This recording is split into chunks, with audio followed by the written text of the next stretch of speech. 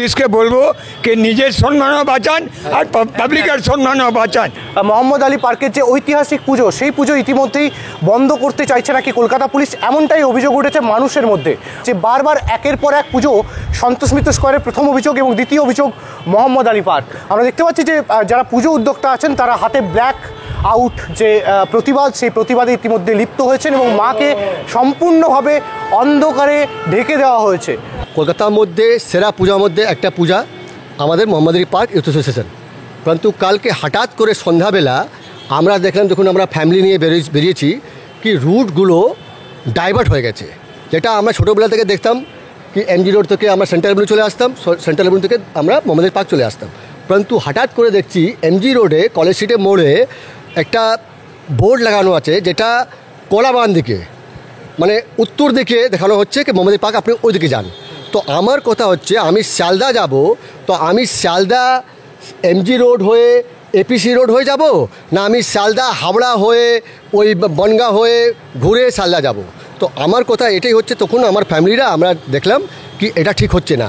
তারপরে এখানকার কমিটিরা ডিসিশন নিল কি এটা প্রতিবাদ করা দরকার আছে। কেন পুলিশ, আমি যা শুনলাম, কমিটিকে কিছু জানায়নি, কোনো ইনফরমেশান ফোনে দেওয়া হয়নি, কোনো লেটারও দেওয়া হয়নি।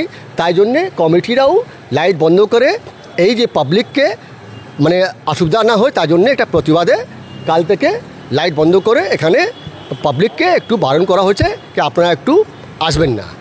আর আমি বলছি, আর পুজোটা তো আমি দেখলাম সকালবেলা, আমরা তো সবসময় আছি পুজো দিতে, প্রণাম করতে মাকে। তো পুজো তো হচ্ছেই, ঠাকুরমশাই আছেন, পুজো হচ্ছে, বাট এই যে পাবলিককে হ্যারাসমেন্ট করা, আম জনগণকে হ্যারাসমেন্ট করা উইদাউট ইনফরমেশান, তাই জন্যে এই কমিটিরা প্রতিবাদ করছে। আর এই প্রতিবাদে আমরা লোকাল পিপল আমরা সব সঙ্গে আছি। কিন্তু হঠাৎ করে আপনি কোনো ডিসিশন নিতে পারেন না। কোনো অঘটন হয়নি, মোহাম্মদ আলী পার্কে কোনো ইতিহাস নেই কোনো এখানে অঘটন হয়েছে, তো এইরকম করা উচিত না।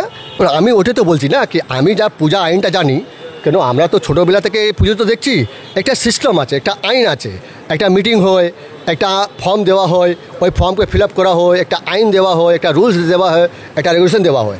কিন্তু আপনি হঠাৎ করে পঞ্চমী দিন, ষষ্ঠী দিন নতুন আইন আনতে পারেন না। নতুন আইন আনার জন্য একটা ডিসকাশন করতে হয়, কোনো ডিসকাশন এখানেও করা হয়নি। আর ওখানে যে আমি শুনছি কি সন্তোষ মিত্র স্কোয়ারেও ওদের সঙ্গে কোনো ডিসকাশন হয়নি। তো আমি ওটাই বলছি যে কোনো ডিসিশন নিতে গেলে পূজা কমিটি, পুলিশ প্রশাসন সবাইকে মিলে বসে একটা সিদ্ধান্ত নিতে হয়। তো ট্রাফিকে এত সুন্দরভাবে গাইড করেন কি আমাদের ট্রাফিক গার্ড থেকে ইনাকে পদ্মশ্রী অ্যাওয়ার্ড দেওয়া হয়েছে। ইনার নাম হচ্ছে বিপিন গণদাত্রা। ইনি এই পাড়া লোক, এই 44 নম্বর ওয়ার্ডে। দেখুন দাদা, এটা আমরা বুঝতে পারছি না হঠাৎ করে। আমরা তো কোনো ওইসব 9-6 জানি না, আমরা তো মায়ের ভক্ত, তো আমরা ওইসব 9-6 জানি না। হঠাৎ করে এটা দেখছি আমাদের মানে আমরা অবাক আছি।